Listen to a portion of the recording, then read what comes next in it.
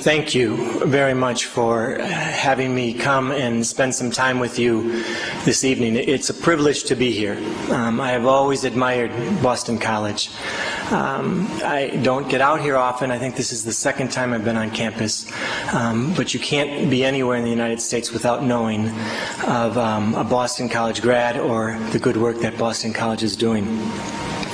I come with two colleagues, one that I just met this evening, and one that I met last March at our national meeting. Maura Brady and Rose Oakes will share their experience, strength, and hope with this program after I give a short introduction to it.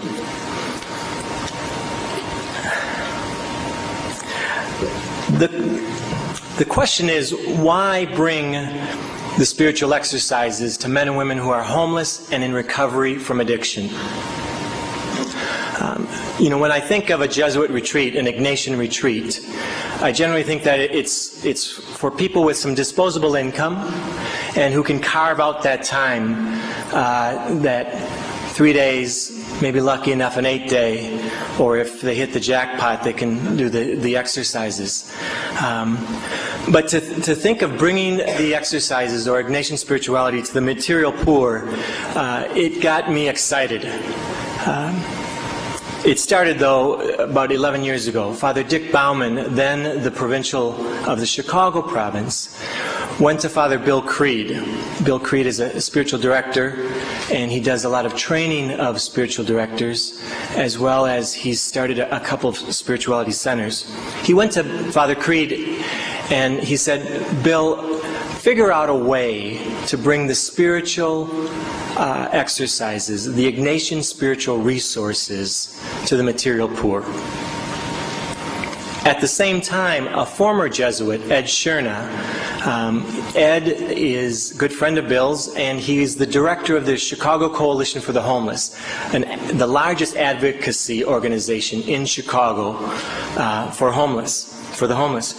Ed Scherna had given a couple of retreats to men and women who are homeless, and he realized that they were incredible experiences, but he didn't have the time for them. So he was pestering Bill to take over the retreats. So Bill thought, all right, I'm getting it from my provincial, and now I'm getting it from my good friend Ed. And so he then began in 1999 the Ignatian Spirituality Project, the name that Father Bauman gave it. And it started off with a pretty shaky start.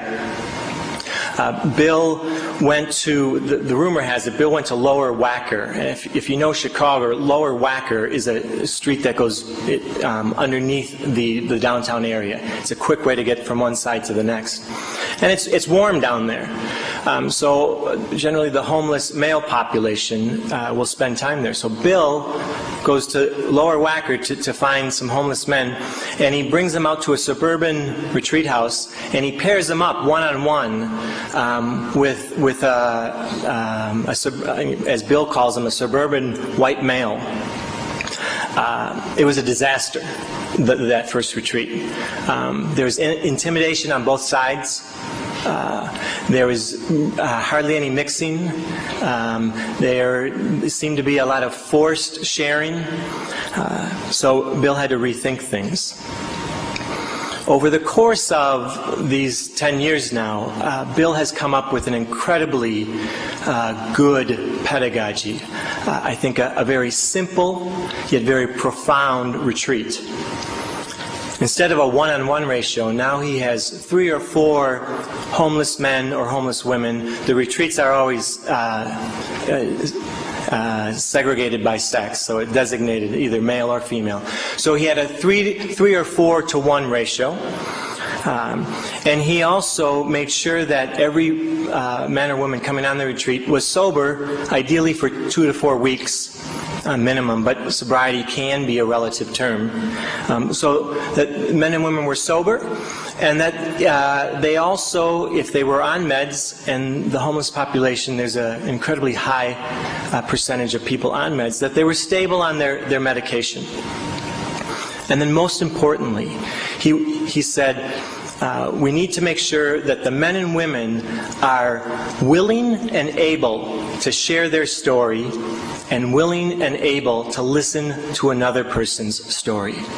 Because story is where so much of the retreat takes place. He also made, I think, the best decision in that he started working with shelters and thought, I can't pick these men and women. Let's rely on the shelters to choose the men and women who go on the retreats. So each retreat, there's about 3 or 4 drivers. They go to 3 or 4 different shelters. They pick up the retreatants and they head out for the weekend. In Boston and D.C. and Baltimore, it's a 2-night retreat. In the rest of the cities, it's a 1-night retreat. And I think, I know what happens is that the men and women leave with a solid foundation of hope. And that's what the retreat offers more than anything else, is hope.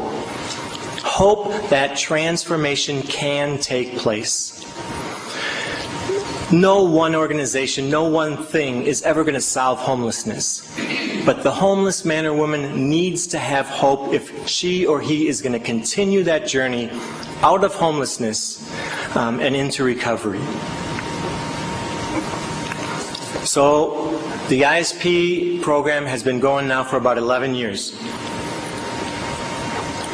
It quickly moved to Cincinnati, and then to Indianapolis and Milwaukee, and then in 2003 it came to Boston. 2003 we had our first men's retreat here, and then it continued to grow. And by the grace of God, an anonymous foundation contacted Bill and said, Bill, we read about you in the paper. We think you're doing neat work. Would you please take it national? Please create a national organization. So for 4 years, ISP was pretty well funded by this foundation. And that's when we grew to the size we are now. We're in 12 cities, offering over 60 retreats a year. The majority of those retreats are retreats for women who are homeless. All cities offer both, except Cleveland, who is just offering retreats for women. I want to show you a DVD, but I think what is important to keep in mind, the Jesuits made, or the Chicago province, the Jesuits made a decision to reach out to the least of our society, those living on the margins. I mean, to be homeless and addicted in the most prosperous country in the world warrants by many measures a certain sense of disposability. I mean, what is going on when the most prosperous nation in the world has such a horrendous homeless population, horrendously large homeless population? I think the Jesuits hit the nail on the head when they were doing their strategic discernment that began in 2004 as to where the North American Assistancy was going to move, in what direction. And in 2008, they ended the discernment and they finalized some documents. And I just want to read a short paragraph that I think really encapsulates why we're doing what we're doing. How can we ignore the fact that those most in need of our solidarity are those who suffer painful hardships? Their misery seems almost inescapable. Many are trapped in poverty. So limited are their opportunities, their poverty has become structurally entrenched. Their lives are severely diminished. Their hopes are crushed by a persistent and oppressive poverty that denies to all but the boldest the basics of human dignity and the opportunity to live happy and fulfilled lives. Perhaps the most pressing and painful examples are forced migrants, racial minorities, the elderly, the homeless, the persistently poor, those of the inner city populations. I'd like to show a short DVD. It'll give you a great overview of the retreat, and then we'll dig down a little bit deeper as to how we're pulling this retreat off.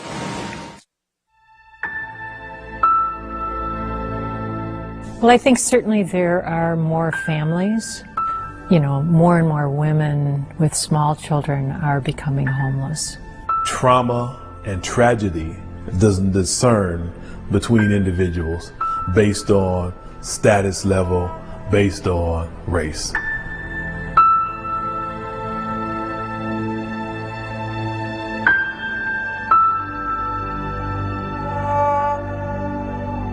But they really are our brothers and sisters. They're our family members. We're all one together.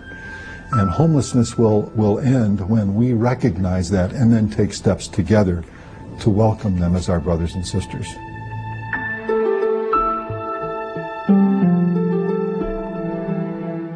I used to always wonder, how could I change the world? And the truth of the matter, I can't change the world, but I can be a small part in helping someone, and it starts with me.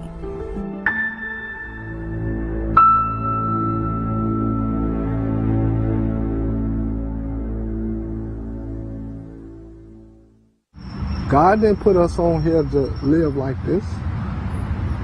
And there's other ways that we can enjoy our life other than doing that. I wasn't enjoying my life.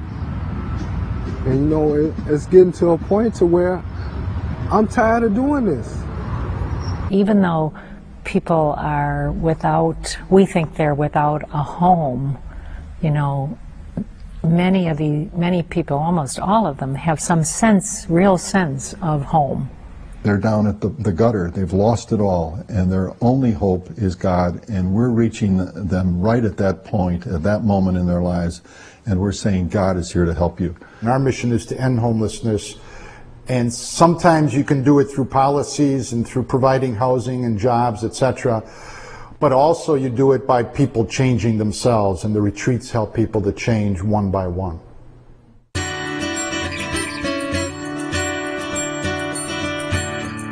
There is nothing more Ignatian, there's nothing more Jesuit than taking the spiritual exercises of Ignatius Loyola and the poorest of the poor in our nation and putting them together. The genius of the ISP retreat is that it brings together the first week of the spiritual exercises with the third step of the 12-step recovery program. That third step where men and women turn their life and will over to the care of God. The first week of the exercises where the healing of one's brokenness is experienced. The Ignatian Spirituality Project is a program that does retreats for men and women who are homeless or in transition and also recovering from addiction. We have overnight and one-day retreats where we bring together men and women on separate retreats, about 10 to 12 retreatants per retreat, and everyone's able to share their story. I love it because it's all different ages and some people who have had a lot of experience in homelessness and others who are just interested both in spirituality and in, you know, kind of intersecting with people who are homeless and or have been homeless. And so I mean, it's a great group. We get to separating ourselves, thinking it's just me. I'm the only one going through this, so no one understands. And I think the meetings help me understand that there are other people that go through the same struggle, that have the same issues, and they're succeeding. Retreats provide an opportunity for people that have not had this to really have a safe place where they can share. And they share it with the group. And you see them heal. You see the healing take place. That's the greatest thing of this, when you see that. And then you know they've tapped in. They're going to be okay.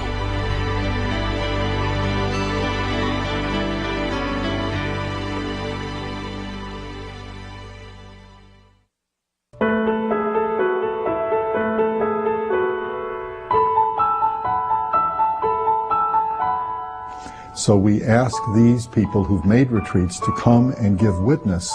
They become a concrete sign of hope to say, you know, there was a time when I was homeless, I didn't have a job, I was caught by alcohol or by drugs or by whatever, anger or whatever it was, and look at my life now.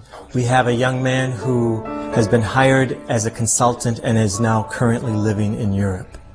Another gentleman started an online business magazine and has found incredible success with that endeavor. We have people in job training programs, and a gentleman out in San Francisco who for 30 years could not hold down a job nor permanent housing. yet now, after a long wait, he is in a long-term housing program. They become the ambassadors, they become the spokespeople because something has changed in their lives, and it's happened through a lot of the leadership work, but it's happened because of the key component of the Ignatian Spirituality Project and what that enabled them to do and move forward with their lives.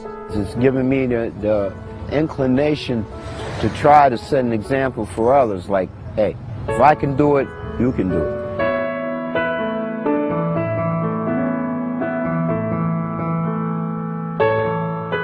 This is bigger than I ever thought it would be. I never thought that I would be a part of anything. And now to be a part of something so huge, where you can affect and touch so many people's lives in a positive way, a good way. It's a good thing.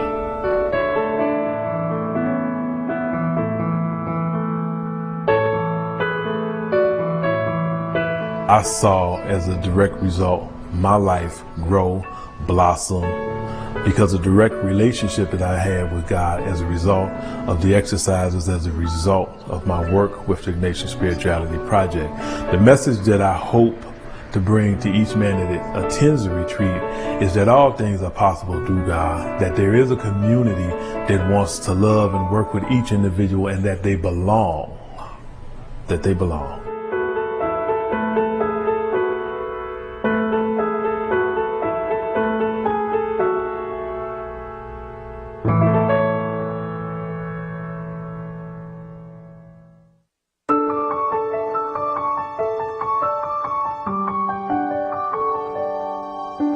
You know, we work with a lot of different agencies across the city and actually beyond the city.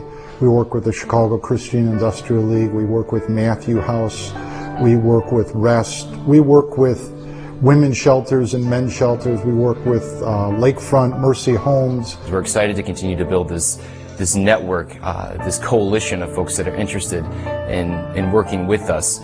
We come together twice a year from all over the country to share our ideas, to share what's worked, what hasn't worked, different models. The work that's being done with the men and women who come on a retreat are not being done in any government or city-funded human services department. It's a work that cannot be done in that aspect, but is most critical for people to be able to recover their lives.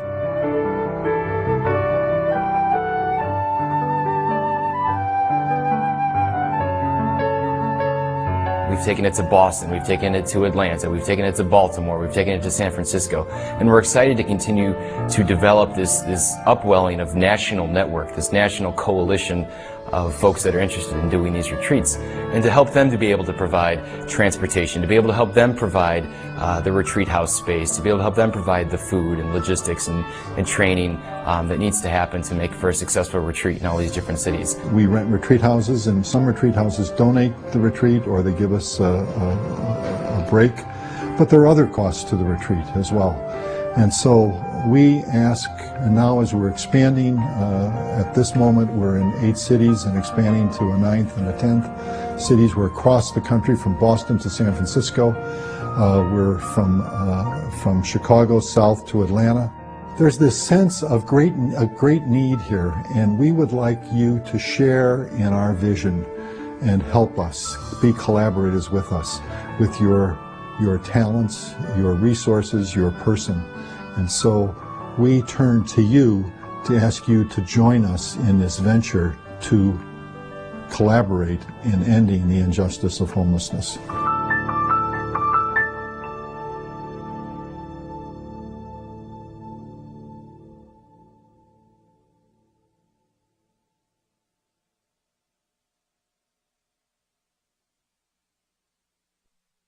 You know, I should have warned you. I don't know if there's ever a DVD produced for a small nonprofit that isn't a fundraising DVD, so I apologize for that, though you're welcome to write checks if you want. A couple of things that I'd like to say. I'm going to share some stories with you from from two different men who have made our retreats. They both have agreed to let these stories and their first names be used. Actually, one is Wayne, who you've already who you just met in the DVD. But I'd like to back up and say, how did these men and women get on the streets? And why is it so dang difficult to get out? You know, sometimes when I'm going about trying to, you know, interest people in joining our ministry, they say, you know what people really need is a bed, some food, and a job. That's what they need to get out of homelessness. But I don't always think that's the case. And sometimes, you know, their backgrounds are just too severe for it simply to be that easy. Wayne, he never knew his mother or father. Wayne says, my grandma raised me. When I was in 4th grade, I learned that my mama died when I was a baby. When I asked how she died, Grandma said, your mother died from a brain aneurysm. My grandfather told me that my mother died from my father hitting her. When I was in 8th grade, Grandma died. Grandpa's new wife didn't want me around. So after staying with distant relatives for a while, I moved in with some high school friends and their family. After graduation from a Catholic high school, I hit the streets where crack cocaine became a way of life for 17 years. Addiction, abandonment, leading to alienation, just becoming entrenched in that. Steve writes, I first told my full story on a retreat with homeless addicts sponsored by the Society of Jesus. A normal upbringing with family and friends, no matter how dysfunctional, does little to prepare one for life on the streets. But human beings are incredibly adaptive creatures. I learned quickly to scam money and steal food, to see strangers as marks. On the streets, life contracts to the immediate. Where is the next hit? The next drink, the next meal? Where will I sleep? Where can I piss? Giving up on society, my days became an endless search for isolation. But there is none. No privacy, no peace, no love, no life. I slept wherever I found shelter, or wherever I fell when I gave up on finding it. I awoke to the sounds of traffic and the sight of feet rushing past my face, and all I could do is sit and stare and wish to disappear. This is the real Skid Row. This is hell. This is where you hate yourself and fear the world and those you considered friends. Where you don't even have the strength to try and hide your stink and dirt. And there's nothing to do but beg for booze and wonder when you'll die. Obviously, Steve was at wit's end. Addiction, self-hate. What could ever break through situations like that? What could ever deal with that addiction, deal with that alienation, deal with that self-hate? I think the answer is simply God. And in Ignatius' 15th annotation of the exercises, he talks about how the Creator will work directly with the creature. We always remember that going into a retreat, that this is God's work. We're trying to set the stage for allow God to do God's work. The retreat is rooted in the spiritual exercises, rooted in Ignatian spirituality. Well, just quickly, what aspect of that speaks to our retreat? In one way, you could look at the spiritual exercises as a transformative process. And if you would look at the self in that transformative process, what's going on? What comes into play? Well, you could say that the self is moving from unaware to growing awareness, from denial of wrongdoing to admission of complicity in the world's inhumane choices, from isolation to discipleship, from being aloof to being intimate, from self-protection to vulnerability, from hiding to transparency, irresponsibility to commitment, self-absorption to self-giving. All those firsts, denial, isolation, aloof, self-protection, it's life on the streets. Discipleship, intimacy, vulnerability, transparency, that's speaking of a new person. Plus, the spiritual exercises the conviction there is that God's response to our flawed and sinful world is not to run from that, not to withdraw in anger or indifference, but to enter it more deeply and transform it, obviously, especially in the person of Jesus Christ. God entering history, entering people's story.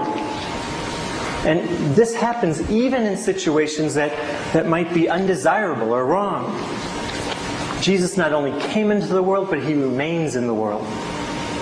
And we're being called to be His co-workers, to be companions. Again, how can someone living on the streets, living in the shelters, transitional housing, losing everything, how can one be an intimate companion of Jesus? Not an easy thing to do.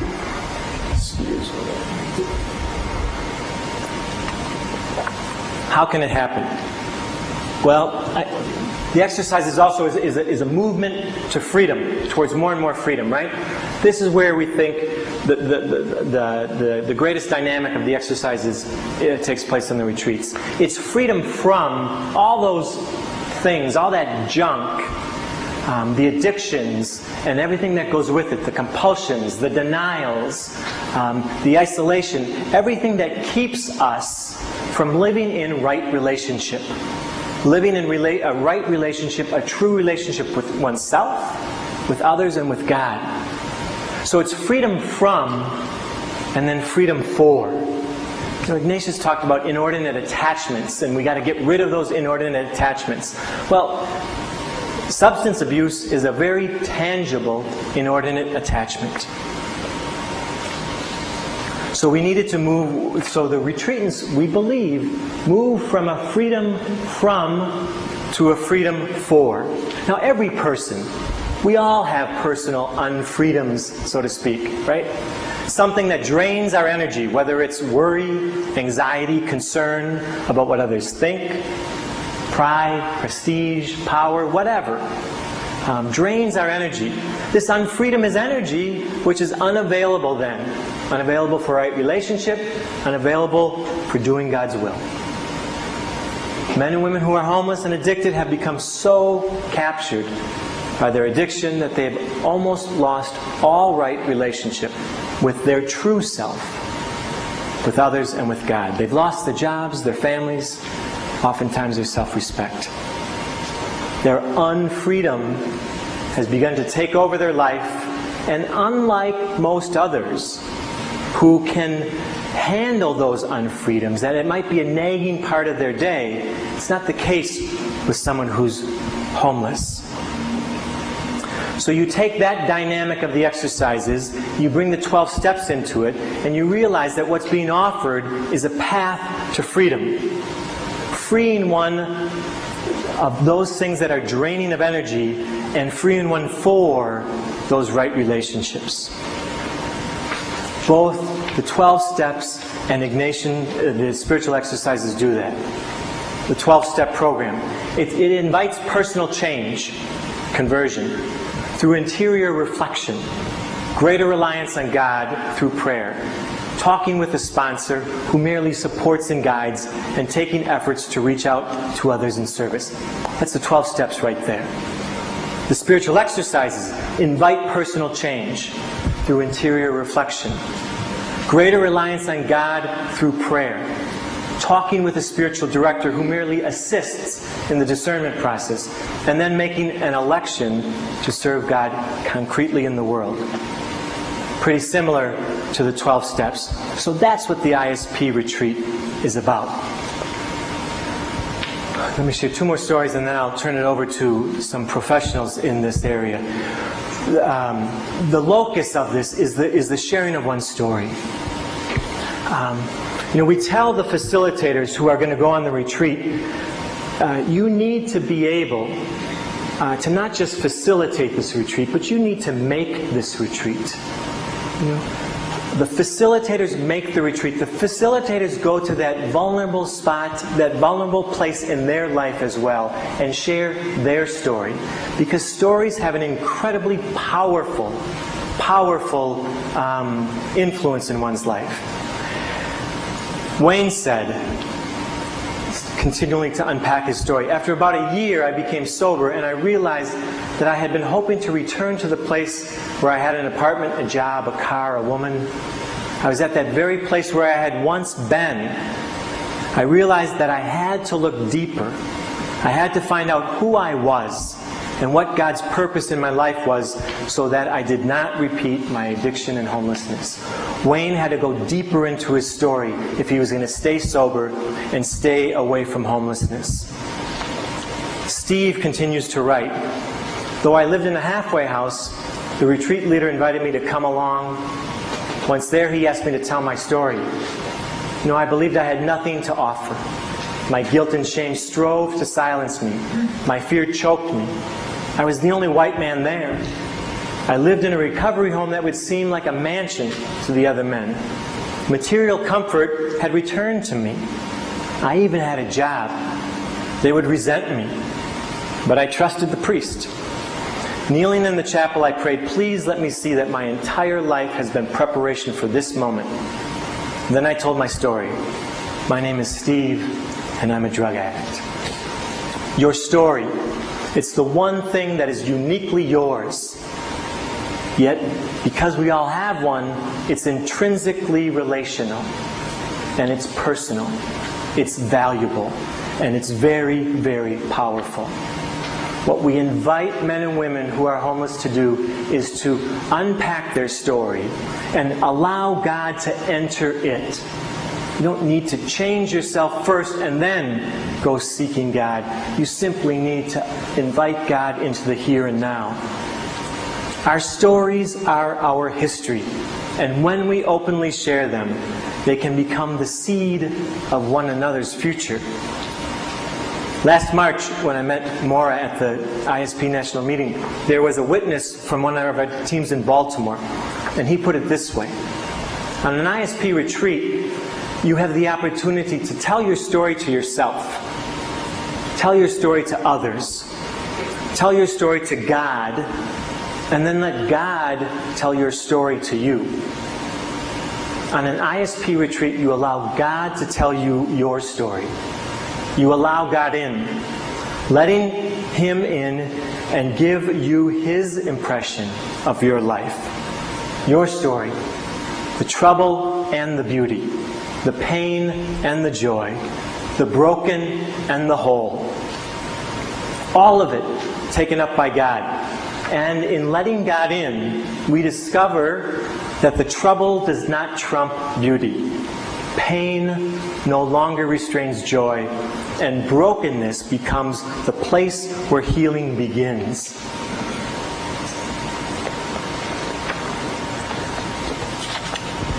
There's two people here who, like myself, have experienced that on each retreat that we've been a part of. You know, John talked about at the beginning that so often when we go out to serve, it's we ourselves who are impacted all the more. And I can't stress that enough. So I'd like to invite two people, Rose Oakes, who has made the retreat a couple of times and now is helping out as a leader, a witness. I'd like Rose to say a few words. Thank you.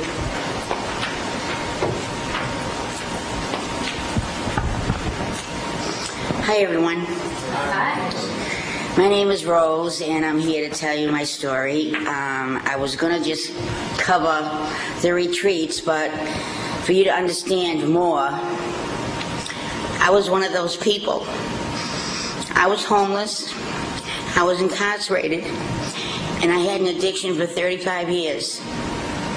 And it took my incarceration to bring me to God. I was ashamed, I was full of guilt, and I was devastated that I was sitting in a prison with an addiction instead of into a drug program. But there was a drug program that I did for 10 months.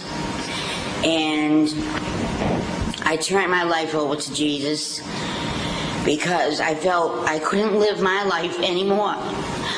I had to live life on life's terms. And I can't say how grateful I am today because of all I've been through and where I stand today. I had to serve 3 years in prison and 2 years parole. I came out a different person completely. Being involved with God, I believe that if it wasn't for God, I wouldn't be where I am today. I learned who Rose was from head to toe, and I experienced all of life's beings as far as what goes on with homelessness, with people that commit crimes. I mean, there's so many different walks of life that you have. Everybody has their own story, and I can't say I'm ashamed of where I was today because that's where my growth started. And through all my trials and tribulations, my education was from all of that because I learned something from it.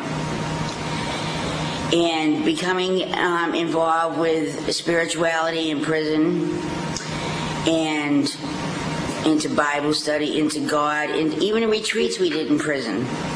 It was just a different life, you know, where I knew I wasn't alone anymore. I had God to talk to.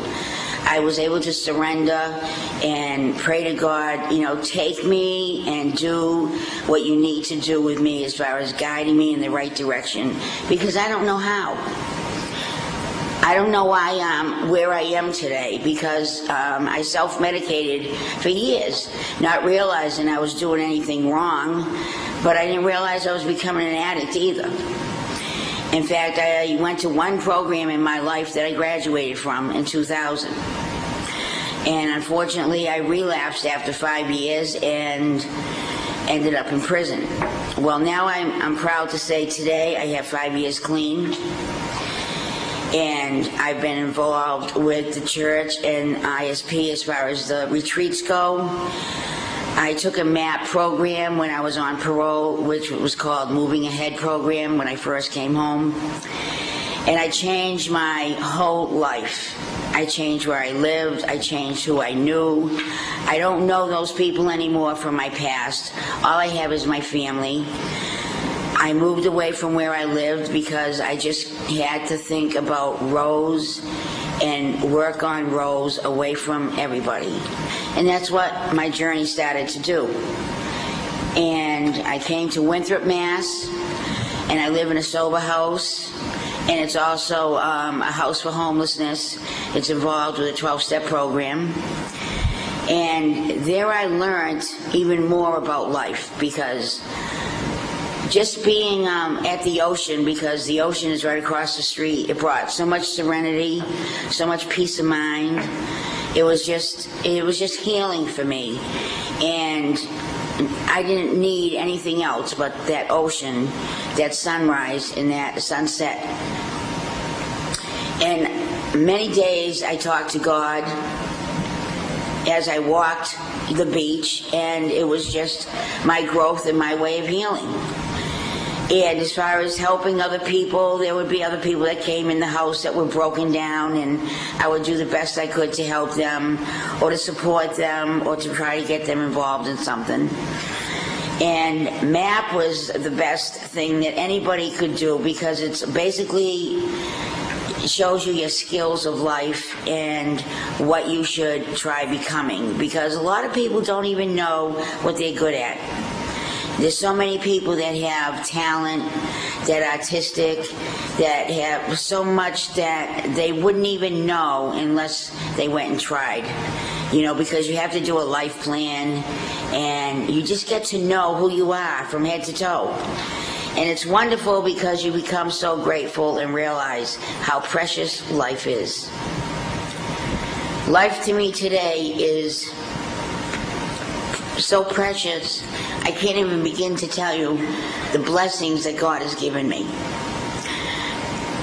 My recovery was started from day one, but in the MAP program, I happened to meet a teacher whose name was Kathy McGrath, and never knew that she was a nun. And we always used to have nice talks together. And she said to me one day that she wanted to hook me up with a retreat. And I was quite interested because, like I said, I did retreats in prison, but they weren't the same as far as going away, meeting different people, and really having that quiet time for yourself without any interruption whatsoever. And from that first retreat, I couldn't believe how wonderful I felt. It was the best feeling I can, it was worth more than $1 million. It was just, the retreats just gave me back my life. They gave me back everything that I lost, and I've got the trust and the respect back from my children. I've earned my way. I finished my parole. I graduated a MAP program, I graduated a STRIVE program, and I went to culinary arts all within 2 years. And I just finished my hairdressing refreshing course because I had been a hairdresser for 30 years and that was my trade, and I wanted to go back and do it. And I believe God has put all these different things in my life, in my path to see, and I've just looked at each thing, analyzed it, and said, well, this is what God wants me to do, I'm going to do it. So as the retreats kept coming around like 3 times a year, I wanted to go so badly, and they wanted to give everybody a chance to go that hadn't been there. But I was so involved, I got to tell everybody that I wanted to help, I wanted to facilitate, I wanted to really get involved with helping other women. I wanted to give back what I had been given. And today I can say I just came from a retreat, and it was so mesmerizing because I was able to speak about fear and trust with the women, and I was able to speak about God in my life today. And I just had the attention of these women through the beginning to the end, and it made me feel really proud of myself because I hope just that little bit that somebody heard something. And I feel that they did, because you realize that nobody gives you the time because, they look at you like, I've been in prison, I have to put that behind me and go forward, because if I kept stuffing all my feelings like I used to, I wouldn't be anywhere today. I've learned to let go of all that baggage as I grew, because that was the only way I could move forward. And as far as the retreats go, like Tom was saying, they're around the city with all the homelessness. And it's sad because some people just get in a rut and they don't know how to get out of it. And all they need is a little guidance. And you really have to want it. I know I wanted it. I wanted my recovery. I wanted God in my life. And by me wanting it with all my heart and soul, I was determined to get it. And I did. And I'm experiencing it every day of my life. God is a part of me everywhere I go. And I can't say how many doors have been closed and how many have opened. But I can accept that today. And I'm willing to go through whatever I need to go through, because I know that's my plan with God. And I have to say that I'm really grateful for all everybody has done for me involving the retreats and giving me that chance to become who I am and to experience everything that I have with God today, because He's number one in my life. If nobody told you they loved you today, I do. Thank you. Thanks, Rose. Thank you.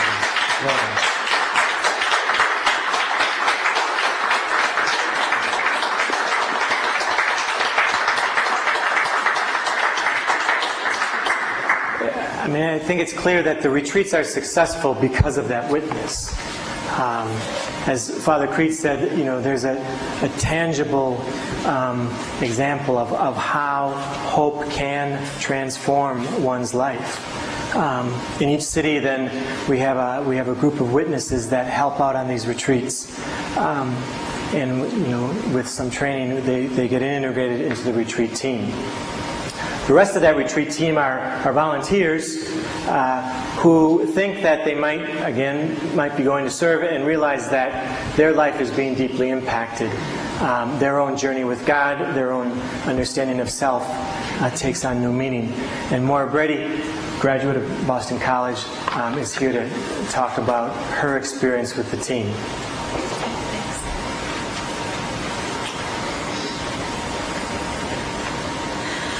Hi everyone. As Tom said, I am a graduate of BC. I graduated this past May with a Master's in Pastoral Ministry, and I kind of fell into becoming involved with ISP. My last year, the second year of my degree program, we have to do a contextual ed placement, or kind of like a field placement, and I went in to meet with the advisor who helps, who advises you, who helps you choose your placement. And I said, I have a lot of experience with liturgy and worship, and that was the concentration of my degree. So I want to try something new. And I had done a little bit with spirituality and had been studying a lot about spirituality and found myself really drawn into that. So that was one of the areas I wanted to be involved in. Also, I just felt very strongly about social justice. So I said, is there anything, do you have anything with spirituality or anything with social justice? And she said, well, I have this Ignatian spirituality project thing. Do you want to try that? And so I contacted Eileen Moran, who is kind of the linchpin of the women's team in Boston, and sat down and talked with her, and we decided that it would be a good fit. So the past year, 2008 to 2009, my field placement was with ISP in Boston with the women's team. So I guess my job here is to talk about a little bit about what it's like to be on a team. I've never experienced homelessness. I don't think any of us have on the team. I haven't been addicted, so as far as the real tangible similarities, I don't have, I'm a white, suburban, middle-class gal, and so going into the retreats, as far, like on paper, if you looked at me, I was pretty much different from everybody else. Not necessarily the retreat team, but from the retreatants. But what I found in our time together on the retreats, and we have gone bi-monthly to one of the transitional programs on Long Island out in Boston Harbor. And so in those meetings too, I found that there is a real connection there, and as Tom and as Rose have both pointed out, it's story, and it's that willingness to open yourself to God wherever you might be. And on my first retreat, I'd have to say that it was really hard for me to sit there and be a witness to the stories of so many of the women. Rose was on my first retreat, and just hearing their stories of addiction and abuse. With the women, there's a lot of sexual abuse too. Homelessness, and what it's like to try to recover from addiction or try to get out of homelessness. It was really hard for me. It was really hard for me and uncomfortable for me to be present to those stories. But I wanted to, and that's why I was there, and I wasn't there to be comfortable, so, but it was such a gift to be able to hear stories of Rose and of the other women on the retreat. It really put faces and names on those problems of homelessness and addiction and of abuse. I went home from the retreat, keeping them in my prayers, and I know they were all keeping me in their prayers and in one another's prayers. And one of the things I find really powerful as well is at the end of every retreat that I know of, there are other team members here who've been involved longer than I have. But at the end of every retreat, there's always phone numbers being exchanged, email addresses. The women come from different programs, different shelters, from all over Boston. We try to get a good mix of people so that they get to meet new people too. And I know there are people who have asked for Rose's phone number and who really connected with her, and they're able to connect with and support one another as well, which I think, having God as a support and as a guide for you is really important. But having other women who have gone through similar things is really important too. And so I think that's one of the more fruitful things that have come out of these retreats. I think also one of the things that I was surprised by, but that I guess I shouldn't have been surprised by, going into the retreats, is how excited the women were just to have their own room, because so many of them don't have their own space of any kind, and how simple that is to people who aren't homeless or in transition. But when you are homeless or in transition, just hearing you're going to have your own room, you're going to have clean sheets. Oftentimes we'll provide a little gift basket for women with soaps and sometimes slippers and things like that. Holy Cross out in Worcester actually has provided those for us quite a few times. But just having that a little note, a little chocolate on your pillow when you get there, having those little touches of hospitality has really made a big difference for the women, and also finding an environment where others are so willing to listen to your story. Being on the street and being addicted can be really isolating, as we talked about, and to be in a room filled with women who have had similar experiences and are willing to listen to your story and are willing to, as I mentioned before, connect with you and stay connected with you after the retreat and support you, seeing that has been really powerful for me. I think, as a team member, there are a lot of different things you can do. I helped facilitate the first retreat I was on, but on the second retreat I was there as a cook. We were in a retreat house where we had to provide the food ourselves, so I was kind of the full-time cook. I'm not a great cook, but I kind of did what I was told and set the table and stuff like that.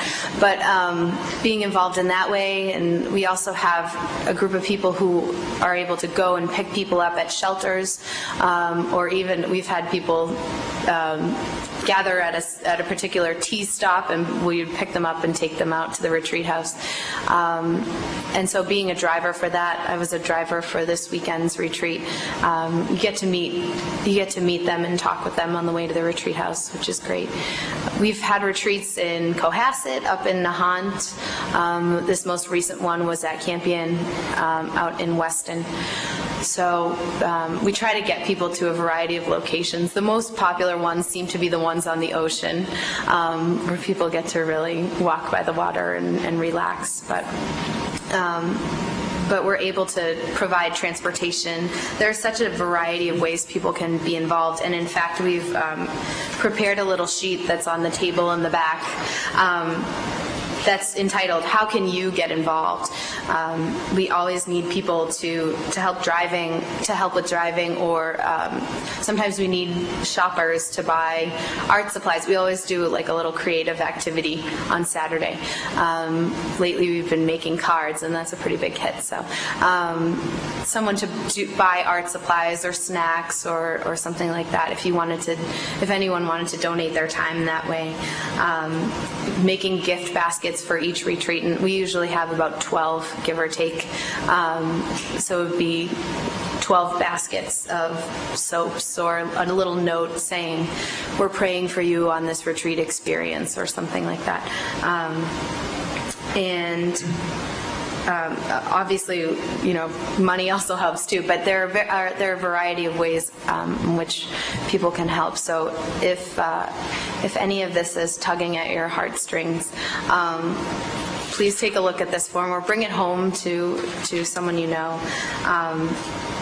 Being involved has really been a transformative experience for me. I mean, I've been out of BC for a few months now, and I'm still intending to be involved for as long as I can, so in whatever way I can.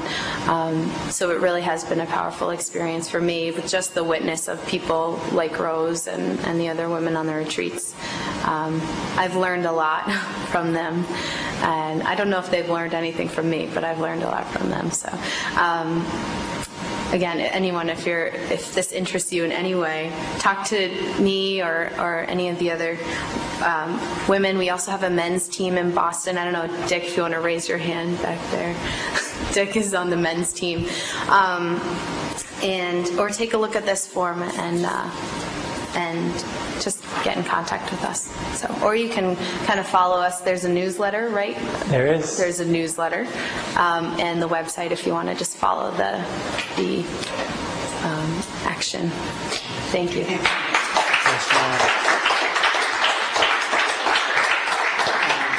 If I could just more introduce Father Dick Roos. He is the coordinator of the men's team, and Eileen Moran. Where's Eileen? He's coordinating the women's team. And then there's some other women's team members here, I think. Yeah. Wonderful. One final story, and then if there's any questions. Father Bill Creed, his mother was dying of cancer in hospice. And she lives in the south side of Chicago. And every time, she would have the nurses, that's no problem. Maybe if a doctor would stop by. But when the chaplain came, she'd kick him out. And she said, "My son's a Jesuit, I don't need a chaplain." And she did it twice. So Bill thought, I better do something. So Bill called up the chaplain and he says, "I'm sorry, my mom, I'm really ministering to my mother, and I feel my Jesuit brothers are taking care of me, but thank you very much for the services you've been offering." And he says, "Oh, Father Creed, that's fine, no worries." And he's about to hang up, and he goes, "But Father Creed, we know each other." And he goes, "Oh, really?" He said, "Yes. 3 years ago, I was on the streets. My marriage had fallen apart.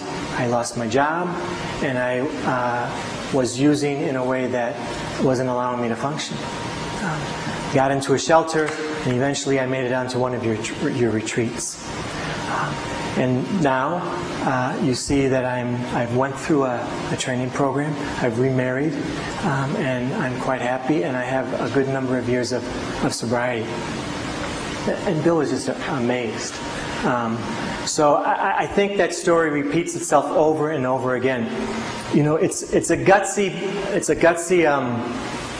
tagline: spiritual retreats to end homelessness. I told the board, I said that it's tough, but I think it happens, as Ed Sherna said, one person at a time as they change themselves. Thank you very much.